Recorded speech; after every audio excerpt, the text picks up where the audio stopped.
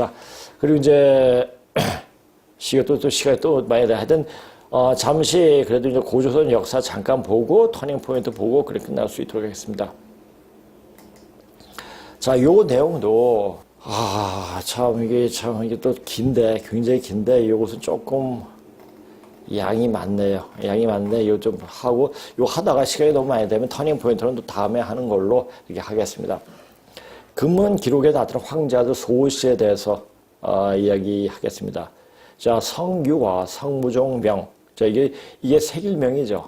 그러니까 이게 그릇에 이게 이제 성유와 성무종이 있습니다. 성유라는 아홉자 표족 지시족. 그러니까 족을 표시하고 시를 기록한. 금문은 왼쪽과 같다. 자, 이것은 왼쪽과 같다. 그대로 원문 그대로 해석한 거예요. 각제 직구록이죠. 각제에서 풀이하기를. 자, 이거 뭐죠? 세모죠, 세모. 자, 이게 우선 요 똑바로 된 거. 이게 똑바로 된 게 뭐죠? 그게 집이죠, 집. 그러니까, 이게 삼신이죠. 그러니까 염제 신농씨, 그 다음에 대화주씨, 뉘조 할머니. 요 세 분을 모시는 것을, 이 세모로 표시하죠. 그것을 뒤집으면은 사이를 말하기도 합니다. 이것은 제가 아닌가 생각한다. 본래는 이거로 쓰며 꽃에 꽃받침이 있어 이로부터 열매가 나눈 같은 모양이다. 후인들은 피리에 붙인 뿌리와 가지와 같은 모양이었다. 종장인 것은 속자다라고 했다. 비록 제가 해석한 것은 정확하나 이는 후세의 변독이 된다. 변해서도 읽은 거게 되죠. 왜냐하면 오제시의 고구문은 모두 왕은 이게 두 번 이런 자로 썼습니다. 라고 칭했고 당교에 이르러서는 여전히 천군이라 불렀기 때문이었다. 따라서 제는 변음이고 본음은 당연히 제이다. 이 제라는 것이 뭡니까? 건널제자예요. 건널제자. 자, 이런 제가 있는 것은 어떤 큰 변혁을 말합니다. 제물포, 인천이죠. 또 거제도 할 때 제죠. 크게 건넌다 해가지고 거제도인데 클거제. 이것은 뭡니까? 부산과 지금 거제도도 연결되어 있죠. 거기서 무슨 일이 일어나는가? 어떤 변화가 크게 일어나겠죠.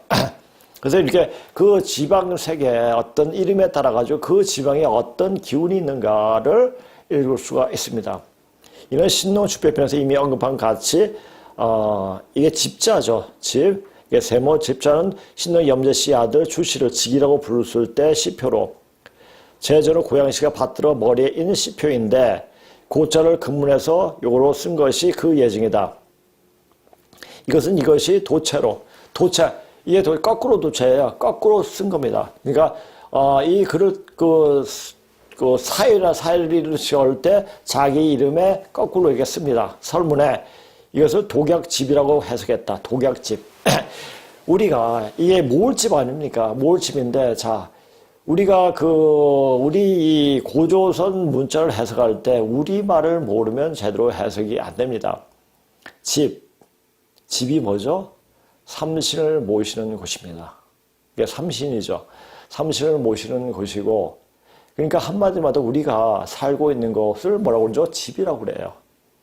집이라고 그러는데 그 집이 바로 조상을 모시는 곳이죠. 그래서 집인 곳은 굉장히 신성한 곳이에요. 단지 우리가 집을 얘기할 때 우리 말은 그냥 집 하면 집에 가면 굉장히 마음도 편하고 그냥 편하고 좋아요. 자, 이것이 근데 이 집이 하우스냐 홈이냐 우리는 두 가지 다 포함하고 있어요. 그러나 영어에서는 분명히 갈려지죠. 하우스와 홈하고 갈려지죠. 하우스는 유형의 집이고 홈은 무형의 집, 가정이라는 얘기죠. 예를 들자면은 come home to 하면은 come home 또 bring home to 집을 가져오다 하니까 아주 절실하게 느끼다는 얘기예요. 또 be at home 하면은 몸에서 정통하다. feel at home 집에 있는 것을 느끼다 그 아니라 편안히 느끼다. 자, 이렇게 해가지고, 자, 영어에서 보면 유형과 무형이 분명히 나누는 자가 굉장히 많습니다. 우리는 하나의 통합적으로 이야기하죠. 자, 집이라는 것은 뭐냐? 바로 사당이라는 얘기예요. 그러니까 집에서 경건해야 되죠. 그래서 집이라고 해서 마음대로 지가 우리가 편하고 있는 그런 것이 수도 있지만은 항상 경건하고 조상을 모시는 그런 마음으로 모셔야 됩니다. 일본이 그렇지 않습니까? 일본에다 어디까지 일본에 그 집에다가 가신을 모시잖아요. 조상신을 모시고 아마 그것이 그래서 집에서도 어떻게 지내는지 모르겠어요. 일본인들은 참 규모 있게 하는 것 같더라고요. 그래서 집도 우리가 이런 의미를 알게 되면은 집에서 항상 함부로 있지 않고 좀 편한 상태로 조상을 기리는 그런 마음이 있어야 될 겁니다. 이 자체를 알게 되면은 독약집이라고 해석했다. 독약집이란 말은 설문해제에 나온 말입니다. 요것은 같은 문자로 고향 이에 있어 그 증거가 된다. 고 명시 근문의 상례에 따르면 거꾸로 쓴 도체자 정체 시칭이 자사 사유가 되는데 그러면 제4는 필연적으로 신농의 염제 역사시 아들 주직이 자사일 것이다. 자, 소씨는 염제 신농씨 그분의 사위이기도 하지만 대화 주씨의 사위이기도 합니다.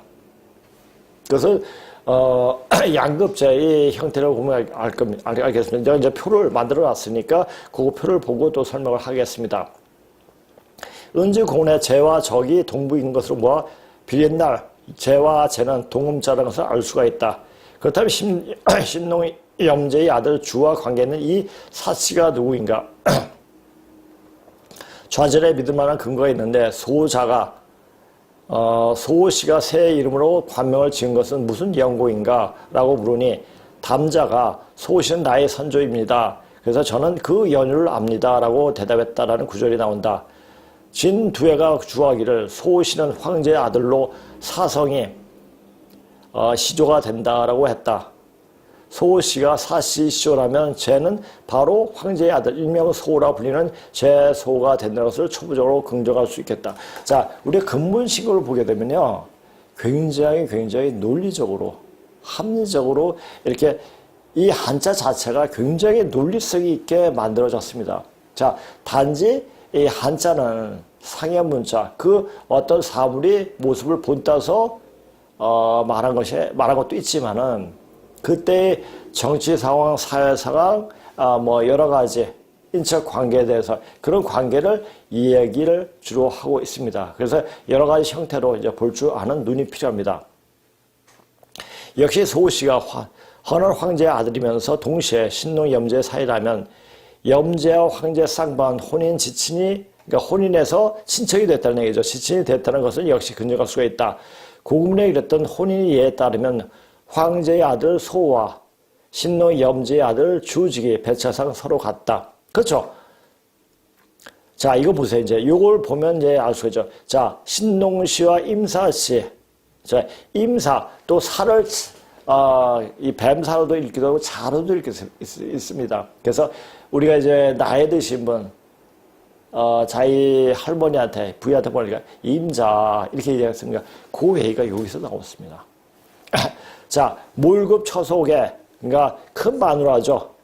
큰 마누라 자일급 큰 마누라가 황제의 자일급 잉첩이 됩니다. 그 신농씨 자일급 잉첩의 딸 소진씨가 제소의 몰급 처속이 되죠. 이게 이제 황제의 아들이 되죠.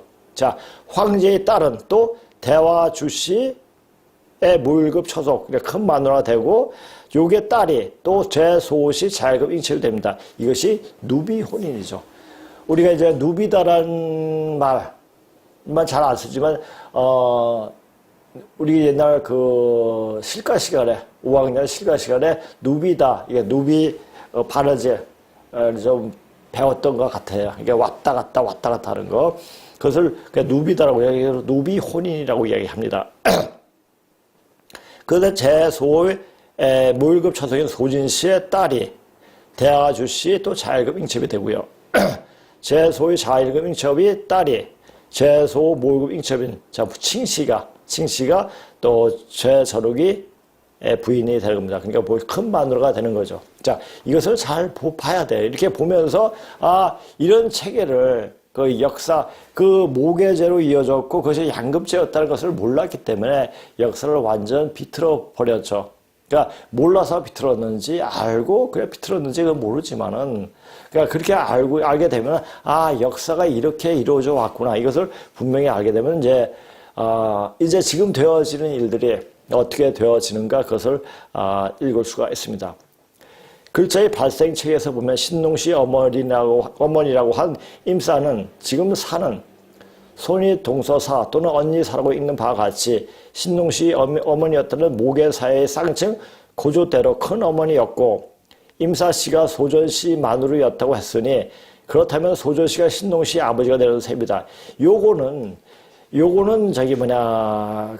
이때까지 봐왔던 얘기예요. 만일 신농씨가 태어나신 중국 호남성 수연 역산향에서 글자가 창조되고 역사 행위를 설명할 수 있는 문자를 기록한 유물이 나와서 해석할 근거가 있다면 소전씨란 말이 성립되겠지만 자 재앙세에 보면은 소전씨 황제의 아버지도 소전씨다. 그래서 염제와 황제는 형제다. 뭐 이렇게 얘기 또 나오기도 하고 막 이래요. 그러니까 왔다 갔다 하죠. 일시 이전에 어떤 문자도 신농시 이전에 어떤 문자도 설명할 근거가 없으므로 역사에서 해석될 근거가 없다. 다만 임사라고 쓰고 임사나 임사라고 읽어서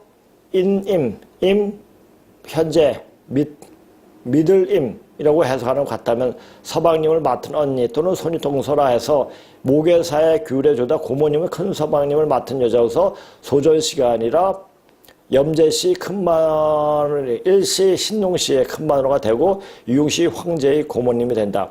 이런 해석이 가능함으로써 자 요거 자체가 약간 헷갈릴 거예요. 근데 요 표를 잘 보고 이 말이 무슨 말인가를 자 한번 음미해 보십시오. 이런 해석이 가능함으로써 락 선생은 황제를 신농씨의 큰 사이였다고 해석할 수 있었다. 따라서 토독지서라고 쓰는 것은 고 황제라고 했을 때 이 말은 어떻게 해석하실까가 문자의 해석을 빌려할 내용이다. 자, 토독지서. 이렇게 또 이제 낙선생 토득지서라고 말하기도 했습니다. 그러니까 그 두 여자를 얻어가지고 상스러운 기운을 임했다라는 얘기죠. 자, 요것은 이제 요거에다 보충 설명이고 이제 그 다음에 이제 근문시고 그대로 이제 읽어 나가겠습니다. 곽정궁 당이 광말약 선생이에요. 석조비에서 제기한 고대 중국을 확실히 연결 혼인제가 있었다는 것과 고구의 아들이 처의 형제이며 처의 형제는 곧 자매의 남편이라는 과학적 논증에서 볼 때, 자 이것은 근문을 보지 않고 근문학자들 이 광말약도 청대말 근문학자면서 역사학자였습니다. 근데 그때 그 당시 어떤 사회상을 모르고 역사를 봐왔죠. 광말약 선생을 기념하여 그 정신을 사승한다. 상론 아주 자세히 말하고 있습니다. 근데 이제 이 책이 있는데 이 책은 제가 보지 못했습니다. 제소와 주직은 서로 상대편 자매의 배우자이다. 이게 혼우가 혼인한 배우자라는 얘기죠. 또 주와 소시 각자의 몰급 처석 소색에 따른 필연적으로 고를 따라 혼인한 질제로 각각 주와 소시 잘급 배우자가 된다. 이 세모 거꾸로는 직을 거꾸로 한 것으로 소시는 바로 주직 형제 몰급 처석 소색의 딸이 배우자라는 것을 나타낸다. 이는 앞서 하오화씨 이 족을 거꾸로 쓴 것으로 시표로 삼은 것과 비교된다. 좌전에 임숙, 수구, 전유는 풍성의 나라다. 이런 말이 있죠. 예전에 그 성이 맨 처음에 풍시가 먼저 있었으나 풍시는 사람 몸속에 사람의 이름, 그러니까 풍채, 풍모 이렇게 해가지고 풍시는 사람 몸에 붙게 되고 성의 처음 성씨는 강씨가 최초의 성이다. 이렇게 또 이야기를 하고 있습니다. 실제로 이들은 대호와 유제의 제사를 받았다라는 구절에서 보면 대호와 유제, 약칭 호제 풍성히 사람들이 제사 지내던 선조라는 것인데 이 또한 제가 소의 시칭이라는 좌증이 된다. 증거가 된다.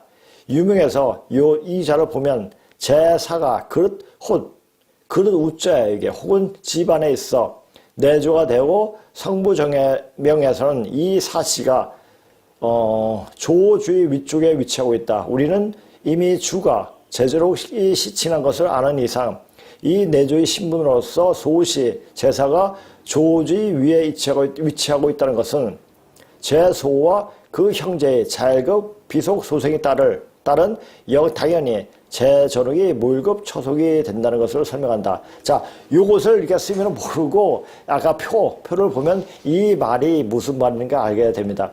예전에 제가 이 표를 어떻게 만들게 됐냐면은 이걸 이제 공부 그때 이제 맨 처음에 우리 이제 그 당시에는 그러니까 재작년 2019년이죠. 10월 달부터 강의했는데 이때는 근무신고까지 내리는 강의를 했습니다. 근데 강의를 하다 보니까 헷갈린다고 표 좀 만들어 달라고 해서 그때 표를 만들었는데 표를 만들고 나니까 확실히 설명하기가 편하더라고요. 소시 제사가 조주 위에 위치하고 있다는 것은 제소와 그 형제의 자급 비속 소생에 따른 당연히 제전역에 모이고 처속이 된다는 것을 설명한다.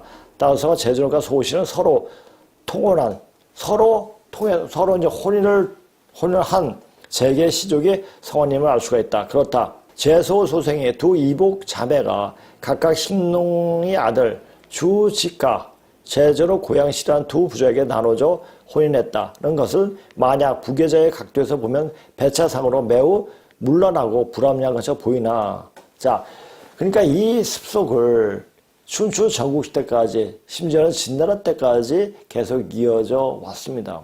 그리고 우리 진나라의 직계손들인 진나라 유미들 직계손인 신라의 왕가에서도 이런 어떤 혼인 제도를 볼 수가 있습니다. 그러니까 모계제로 이어졌다는 얘기죠. 그러니까 이런 습속을 보면 이제 그 내용을 화랑색으로 보면 굉장히 문란해요. 근데 그 화랑색에 쓰여진 그 자체가 이것을 그때 모계제의 전통을 계속 이어져 내려왔구나라는 어떤 그것을 알게 되면은 이것은 문란한 게 아니고 이것은 모계제 유풍이 아직도 없어지지 않고 그대로 이어져 내려왔구나 하는 것을 알 수가 있습니다. 그러니까 이 고조선의 어떤 사회제도, 고조선 문자를 통해서 사회제도를 알게 되면은, 그 시대를 지금 우리가 했던 것들이 우리 판단으로 보는 것이 굉장히 잘못된다는 걸 알 수가 있습니다.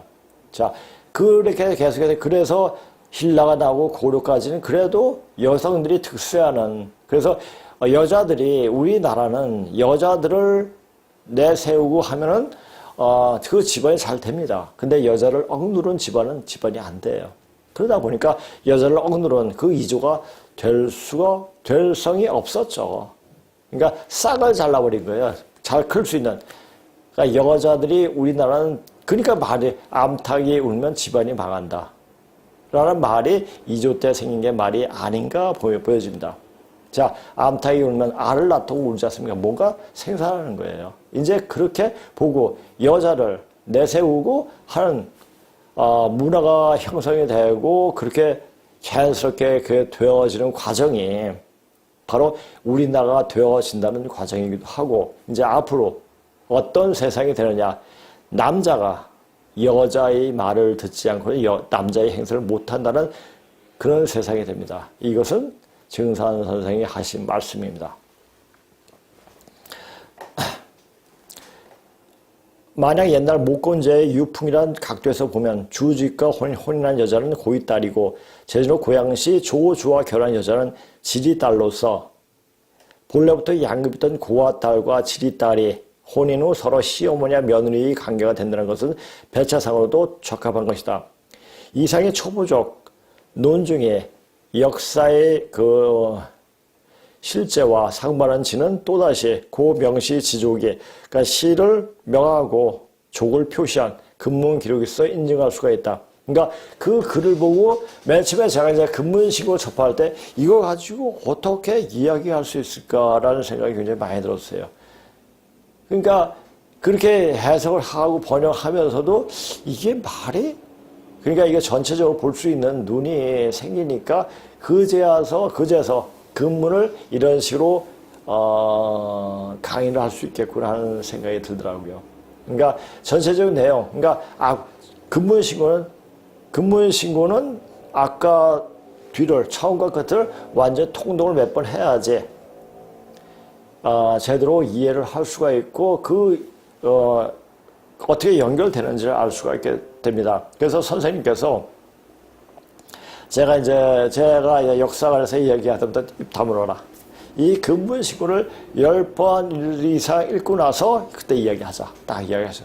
그때부터 굉장히 열심히 근문신고를 보게 됐습니다. 사실 근문신고를 하게 되면 이렇게 이거 하게 되면 요거 할 때는 여기서 할 때는 그냥 거기서 있는 글 자체를 해석하면서 이렇게 얘기를 하지만 여기 할 때는 한 그 대목 가지고 몇 시간을 이야기합니다. 그러니까 전체적인 내용을 하죠. 그러니까 근문신고에 대해서 어떤 더 깊이 있는 내용을 알려면은 여기서 강의를 들어야지 더 세심하게 알 수가 있고 그것이 어떻게 해석이 되고 왜 그것이 우리한테 무엇을 갖다 내는지 전체적인 중국 역사에서 또 어떻게 얘기하고 있는지 그 자체를 얘기하고 있습니다. 그래서 이건 시간 관계상 또 너무 자세하게 해도 알지 못하니까 따분해요. 그래서 이것을 이제 여기서 알 수 있게끔 알 수 있게끔 그냥 전체적으로 이야기하는 겁니다. 근문신고에 나오는 이 대목은 조선 당시 실존의 당대인물을 어떻게 표현했는지 잘 보여주고 있다. 뇌충은 김무식이 성인이 후손이 아니겠습니까? 라는 그 성인이 바로 제소, 김천씨, 고양씨, 고시씨가 바로 그 성인들이다. 자, 삼국사기 보세요. 고조선기 보급의 율반이나 성인이 후손이 아니겠습니까? 그러니까 이것이 문방 비밀 쭉 나오는데 이것은 누구를 나타내느냐? 그것이 중국과 발이 경계했으니까 어떤 사람들이 쓰니까 쓴 것이 여기서 하나의 사대주의를 이야기하는 역사학자들이 굉장히 많았습니다. 사대주의가 아니라 있는 그대로의 역사를 그대로 적은 겁니다. 이 세 분이 서로 어떤 관계인가를 기록한 명문이 성유 7자, 성부정 9자, 그리고 부울이 16자가 있으며 중요존. 자, 우리가 근본식을 공부하다 보면 중요존이 굉장히 많이 나와요. 근데 이 자체가 중요존이 이걸 딱 보게 되면 그때가 바로 국가였고 국가의 제도를 완비한 나라였다는 것을 알 수가 있습니다. 목의 내용을 보게 되면 고대 아주 중요한 행사인 제사를 지낸 내용이 누가 누구에게 언제 어디서 있었던 것을 인가를 쉽게 알 수 있다. 자, 요 내용을 바로 적혀 있어요. 근데 그 내용이 무슨 내용이냐? 다 전설로 이렇게 해가지고 그냥 신화로 이렇게 이야기되고 있죠. 근데 그것이 이 공부를 하면서 신화와 전설이 바로 현실 역사적 이야기로 된다는 얘기죠. 그래서 이 근문신고가 굉장히 중요한 책이기도 합니다. 성유의 사발 안에, 사발이 뭐냐, 그릇이죠. 밥그릇. 우리가 사발 그러잖아요. 사발 우자인데, 근데 요새는 사발이라는 말 안 쓰더라고요. 잘. 제사라고 쓰인 분이 제소씨고, 사발 밖에 있는 공이란 분이 제정옥. 자, 소남자 선생님하고 낙빈 선생님은 이 전옥이라고 이야기하고 이제 정옥이라고 읽어야 된다라고 말씀하셨죠. 전옥으로 뭐랬죠? 오로지 전체에 멍청할 운. 자, 고조선 시대의 그 국가체제를 완비한 분인데 왜 사마천은 멍청한 사람이라고, 오로지 멍청한 사람이라고 이야기했을까요? 그것도 한번 생각해 볼 이야기입니다. 고양시이다. 이 부계로 쓴 이분이 고양시 사종자라는 게 뭐죠? 이을사자예요. 종자를 이은, 그러니까 장남이라는 얘기죠. 사세에서 축윤이라고 등장하며 당시 사람은 성축이며 이분이 신하들이 성유의 성씨다. 성씨가 누구? 오해씨죠. 오해씨가 누굽니까? 오해씨가 아황과 여영의 남편이죠. 그렇죠? 그러니까 오해씨하고 순임금과 같이 이대로 결혼하지 않습니까? 근데 오해씨의 자손들이 이제 나중에 사마를 만들고 마한지란 변환 이렇게 해가지고 이야기가 전개되는 겁니다. 그러니까 이 근본식을 공부하다 보면 여러 가지 사항들이 많이 연결지면서 나타나기에 그런 내용까지 같이 이야기하고 싶지만 이번 시간상 다 안내만 해드리고 강의에서 이런 얘기를 더 깊게 이야기하고 있습니다. 자, 그 다음에 이제 터닝 포인트 하고 끝낼 수 있도록 그렇게 하겠습니다. 자, 과학 시대는 이성적인 사고로 지배되어 왔고, 자, 우리가 과학 시대는 과학적 지식만이 받아들일 수 있는 지식으로 간주했다. 타당하고 이존할 수 있는 직관적인 지식이나 깨달음은 대체적으로 인식되어 있지 않았다. 왜 이 카프라가 타당하고 의존할 수 있는 직관적인 지식, 자, 의존할 수 있다고 하면 인투이티브, 직관적인 것을 그냥 터부시한 게 아니라 이것을 타당하고 의존할 수 있다고 말을 했습니까? 그것이 직관적인, 동양의 직관적인 의식이 이것이 과학적으로 증명이 되고 과학적인 증명이 되지 않는 일들은 그러니까 superstitious, 그러니까 미신적이 아니라 mysterious, 좀 신비스러운 것으로 해석을 하죠. 이렇게 받아들이고 있습니다. 인식되어 있지 않았다. 과학주의에 알려진 이러한 태도는 우리 교육체계와 모든 사회적 정치적 체제에 고루 미칠 정도로 널리 펼쳐져 있다. 자, 그러니까 요즘 무약도 심지어는 한의사들조차도 그게 기계에 의존해가지고 사람을 진맥을 하고 그렇게 합니다. 적어도 사람은 이 진맥을 하고 이거 한 것은 이 눈에 보이는 형상만 가지고 측정을 하는 겁니다. 자, 맨 처음에 병이 들 때 어떻게 되겠죠? 맨 처음에 기가 막힙니다. 기가 막힌 다음에 장부가 상해요. 장부가 상하고, 그래서 장부가 상하고 더 깊이 들으면 골수의 병이 듭니다. 그래서 기가 막히고, 장부가 상하고는 이 약으로 이렇게 고칠 수가 있습니다. 그런데 골수의 병이 된 것은 고치지 못해요. 그래서 죽어야 돼요, 이제. 자, 그것까지 볼 수 있는, 기가 막혀가지고 전체적인 몸이 형태가 어떻게 되는가 그걸 봐야 돼요. 예전에 한의사는 맥을 통해, 진맥을 통해 그걸 다 봤죠. 근데 요새 그렇게 진맥을 잘하는 의사가 별로 없습니다. 한의사가 없습니다. 자, 가장 중요한 게 뭐죠? 병을 치료할 때 가장 중요한 게 뭡니까? 그 사람이 병이 어디에서 왔는가 진단하는 게 가장 중요합니다. 그런데 이 현대 이야기는 어디가 나쁘다, 거기에만 집중적으로 치료하고 치료를 하려고 합니다. 치료를 하게 되면 치료가 됩니까? 안 되죠. 나중에는 이식을 이야기하죠. 예를 들자면 간암 환자를 치료할 때 간이 좀 상하면 어떻게 합니까? 간 이식을 하게 됩니다. 간 이식을 하게 되고 그 간만 보는 거죠. 간이 나빠지면 비장도 나빠지고 이렇게 되는데 그럼 반드시 간이 나빠지면 간을 치료할 때가 되면 반드시 방광하고 신장을 치료해 줘야 됩니다. 그렇게 치료하면 몸의 기운이 돌죠. 그러면서 간이 조금 좋아지게 되는 겁니다. 그건 제가 치료를 해봤기 때문에 압니다. 근데 이걸 못 보죠. 그러니까 그걸 보고 어디가 막혔냐. 그러니까 간이 아프다, 배가 아프다, 거기 기운 딱 막힌 거야. 그것이 원인이 뭐냐를 찾아야 돼요. 그런데 우리가 이 기계로선, 이 현대 과학의 어떤 기계로는 그걸 밝혀내지 못합니다. 그러니까 과학적인 사고란 자체가 완벽할 수가 없죠. 자, 과학적인 것은 시시때때로 변합니다. 자, 그러나 지금 현대 과학의 어떤 부산물인 이 의료 체계는 엄청난 진단을 할 수가 있죠. 그런데 기 움직임은 보지 못해요. 그 기가 흐르는 것을 보고 치료를 해야지 정확하게 치료가 됩니다. 자, 그리고 과학적 사고가 굉장히 불완전한 사고죠.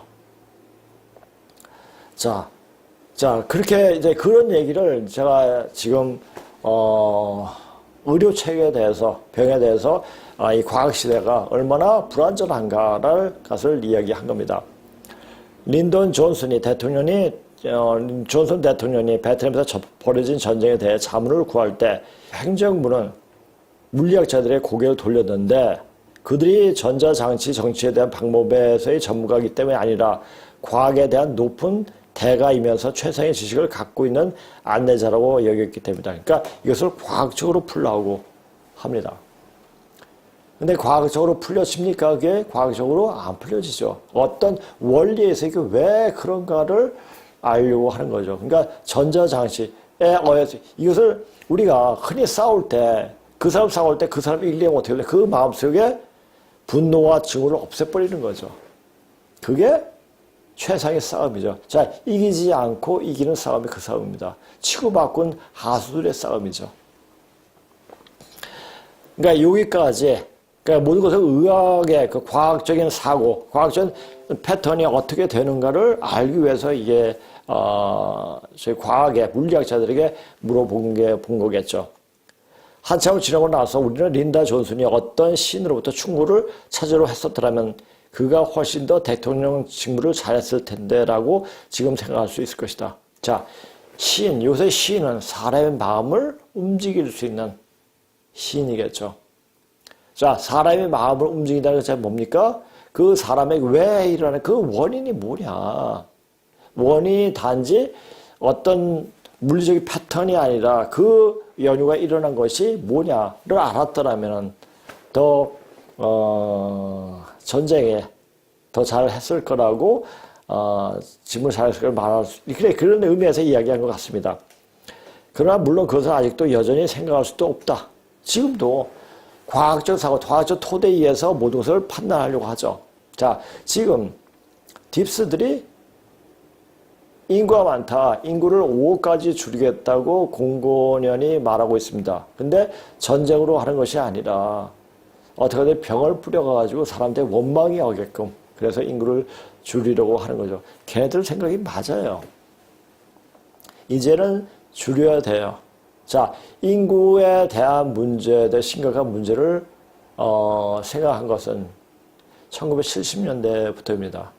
근데 그보다 더 포화 상태가 됐고 이제는 더 이상 갈 데가 없으니까 우리라도 살아야 된다라는 생각을 하겠죠. 그러다 보니까 그것을 제가 생각에 대해서 지금 이거 가지고 저기 코로나 뿌려가지고 제약회사 돈을 엄청 많이 벌지 않습니까? 그 돈을 어디에 쓸까라고 하면 자 앞으로 이제 큰 병이 돌 때 피신할 수 있는 피신처를 만드는 것이 아닌가 하는 또 유튜브도 이게 뜨기는 하더라고요.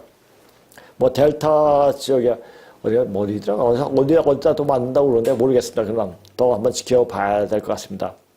과학적 사고라는 것은 아주 더한 과학이 진보함에 따라 달라질 수 있게 불완전하다고 돌려서 말하는 것이다.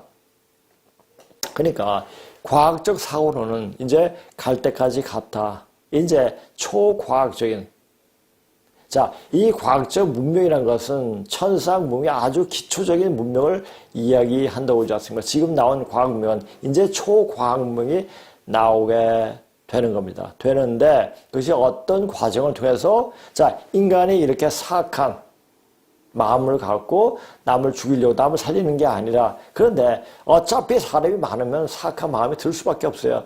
너 아니면 내가 죽으니까. 너 때문에 내가 죽는다. 이렇게 또 생각할 수 있습니다. 사실 어떤 좁은 공간에 둘이 있을 때는 잘 지내요. 근데 둘, 셋이 많아지면 투쟁과 갈등이 생기죠. 그건 어떤 자연적인 현상입니다. 그래서 이것은 자연적으로 해도 인구수를 줄일 수밖에 없습니다. 그러니까 딥스들이 인구수를 줄이겠다는 그 마음은 바로 하늘의 천재의 마음이기도 합니다. 근데 천지 의도대로 자연스럽게 하는 것이 아니라 인위적으로 하기 때문에 그게 문제가 생기는 겁니다. 그래서 이제 자연적으로 되게끔 그게 자연적이 될 수 있을까요? 이제 병기를 뿌려가지고 인구들이 급사대가 다 죽어버리는데 자, 이 천지의 기운은 사람을 새가는 기운, 사람 살리는 기운이 죽이는 기운을 물론 내포하고 있지만 그것은 더 성숙시키기 위해서 하는 어떤 과정일 뿐인 거죠. 그래서 인간들이 모두 사람을 이렇게 힘든 지경까지 모르게 가게 하고 이제 죽은 사람을 살릴 수 있는 기운을 사람에게 던져주는 겁니다. 그래서 사람이 사람다워야 합니다. 그래서 이 천지의 뜻 그대로, 자, 천지의 뜻 그대로 몸에 이르게 하는 것은 뭡니까? 하늘이 지금이 어느 때인가에 맞춰서 그때 그 일을 하는 사람이 바로 하늘의 뜻에 맞게 사는 거죠. 그게 뭡니까? 자, 여름이 되면 여름 옷을 입고 가을이 되면 가을 옷을 입어야 돼요. 그렇죠? 자, 이제 기운이 바뀝니다. 가을 옷을 입어야 돼요. 가을 옷을 입지 않기 때문에, 자, 우리가 여름 극한, 자, 모기가, 어떤 벌레들이 여름이 끝에는 더 싸나워집니다. 한번 물면 통통 붓고, 마찬가지로 지금 우주의 여름입니다. 아주 인간들이 독해져 있습니다. 너무 독해져 있기 때문에, 그 독기운이, 그 살기운이 사람들을 다 죽이게 되는 겁니다. 그래서 자연스럽게, 그러니까 그렇게 그 인간들이 의도에 의해서 죽지 않기 위해서는 하늘의 뜻을, 천지의 뜻을 받들어, 천지의 뜻을 받들어 몸을 만들어야 됩니다. 그렇게. 그러니까 제가 만약 천지 음양 조화 기운을 받아서 움직일 수 있도록 그렇게 만들어줘야 됩니다.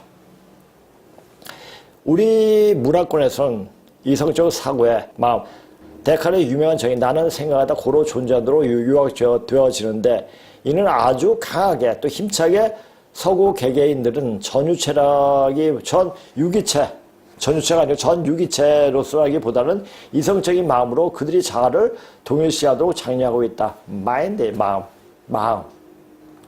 자, 우리 마음을 얘기할 때 영어로 마인드는 이 머리로 생각하는 마음입니다. 자, 우리가 흔히 마음하는 그 마음은 heart죠. heart. 이건 막 가슴에서 심장에서 나오는 마음이죠.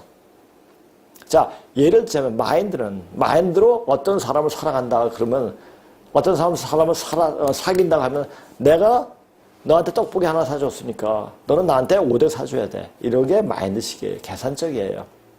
heart는 그냥 주는 거예요. 그냥 보면 좋고 서로 같이 손잡고 싶고 안고 싶고 이런 마음이 heart죠. 그래서 어떤 계산적인 게 끼어들지 못하죠. 자, 근데 이제 heart로서 세상을 보는 마음이 열려야지 heart로 이 세상을 보게 됩니다. 사람이 수행을 하게 되면 이 마음이 열립니다. 그 마음은 마인드가 아니라 heart가 되죠. 그러니까 soul은 영혼이죠. 그렇죠? 으로 그들이 자아를 동일시하도록 장려하고 있다. 그러니까 머리로 생각하고 사고하고 이성적인 사고 뭘 할 때 이것은 왜 안 돼? 먼저 계산을 합니다. 그리고 거기에 따라서 행동하죠. 마음이 일어가지고 행동하는 게 아니에요. 그러니까 우리는 정가죠. 정이라는 게 뭐니까 마음이 heart가 일어나가지고 그냥 대해주고 싶어. 이것이 외국인들이 굉장히 좋아하고 아주 귀중한 것이라고 생각한다고 우리나라 왔다 갔던 외국인들이 다 그렇게 얘기하더라고요. 마음과 육체를 분리해온 그 영향은 우리 문화권에서 전 분야에 걸쳐 느끼고 있다고 볼 수 있는데 우리 마음을 살피기 위해서 여기서 지금 마음하는 건 계속 마인드로 얘기하는 거예요. 마인드는 살피기 위해 들여다보기 위해 종교적 수련이나 묵상을 위해 침결을 한다면 자, 요 자체는 리트리트요. 우리가 리트리트 해서 후퇴하다, 뒤돌아서 이렇게 하는데, 이 리트리트의 어떤 깊은 내용이면 종교적 수련이나 묵성을 통해서 우리는 우리 몸으로 생각하는 방법이나, 자, 우리가 우리 몸으로 생각하는 방법, 이것은 내가 의도해서 하는 것이 아니라 몸이 그렇게 되어져, 그런 상태가 되면은 그렇게 되어집니다. 자, 생각해 보진 미리 이거 하려고 하지 않았는데 그렇게 마음이 들어오고 마음이 그렇게 너그러워지고 자 그런 것은 수행을 통해서 느껴지고 이거 딱 나오죠. 종교 수련이나 묵상. 우리가 이제 수련을 내가 하루에 한 3시간씩 꼭 그렇게 하는데 수행하다 보면 몸이 기운이 시시때 때마다 들어오는 기운이 틀립니다. 굉장히 편해요. 자 이렇게 편한 기운이 이렇게 황홀한 기운이 느낄 수 있을까? 이런 기운 가지고 사람들의 말하고 사람들 대화하고 하다 보니까 별로 너그럽지 못한 자연이 굉장히 너그러워지더라고요.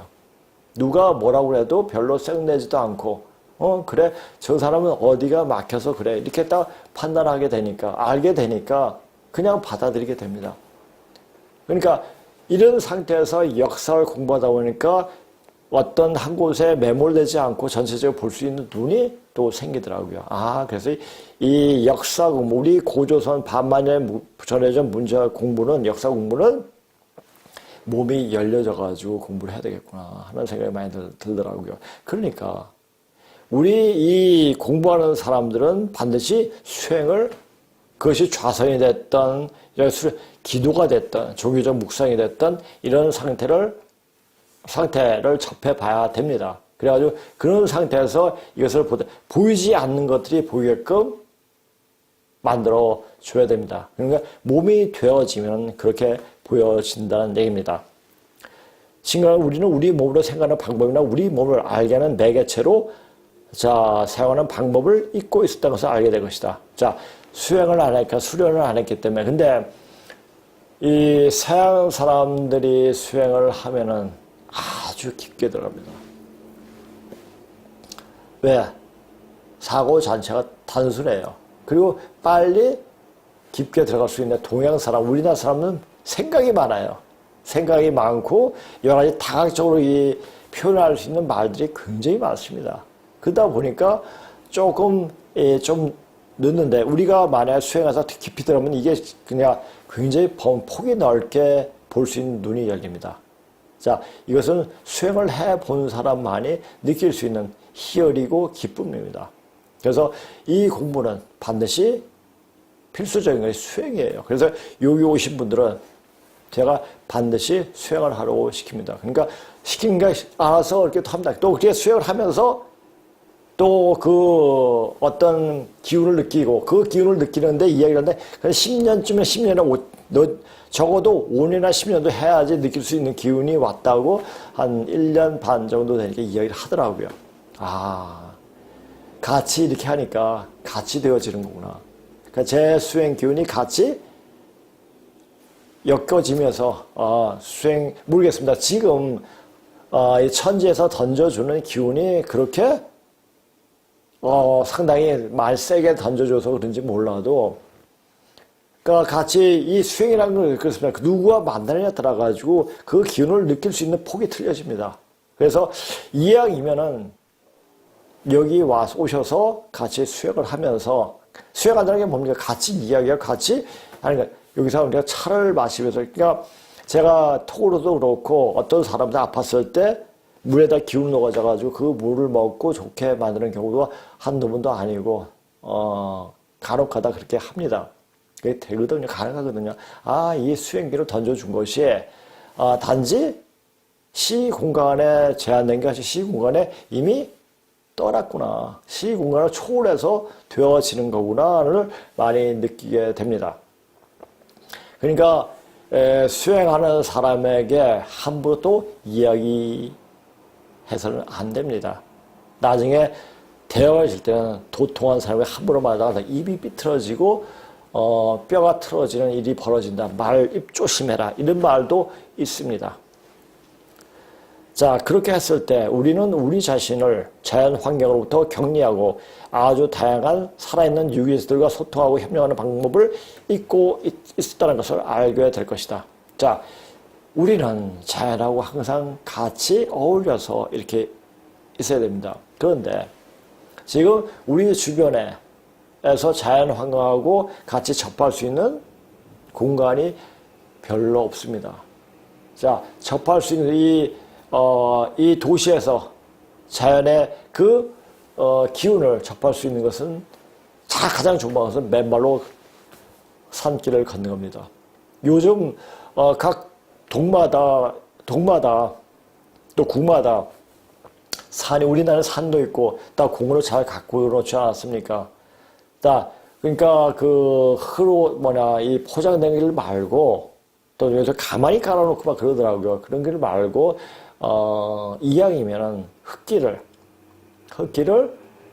요즘 낙엽이 떨어져가지고 그렇게 춥지도 않더라고요. 발이 낙이 없어지면, 낙이 없는 곳에 발을 대면은 굉장히 온몸이 시려운데, 낙엽을 밟고 이렇게 그 낙엽 소리도 들리면서 아주 운치도 있고 맨발로 아마 한 며칠은 더 걸을 수가 있을 겁니다. 한번 맨발로 걷고 자연과 같이 무라일체죠. 무라일체가 아니고 무라일체가 될 수 있도록 그렇게 한번 해보시길 바랍니다. 하여튼 이 공부는 항상 천지 기운을 소통하면서 하는 공부이기 때문에 또 이 공부를 하다 보면 천지 기운이 내 몸에 이르게 된다는 것을 이 방송을 보시는 분들 각자가 느끼게 될 것입니다. 또 느끼지 못하는 분들도 있을 겁니다. 느끼지 못하는 분이 대다수일 테지만은 느낄 수 있도록 느낌이 온다라고 생각해 보기를 바랍니다. 생각하게 되면 그 기운이 들어옵니다. 참 인간은 이 생각대로 모든 것이 되어집니다. 지금 바로 인존 시대에 있기 때문입니다. 자, 사람이 하늘 노릇도 하고 땅 노릇도 하고 사람 노릇도 하는 인존 시대입니다. 이 인존 시대인데 그 사람이 어떤 마음을 먹고 어떻게 하나에 따라 가지고 자기 운명 또는 조상의 운명이 결정됩니다. 자, 오늘 방송 이것으로 마치겠습니다. 예, 안녕히 계세요.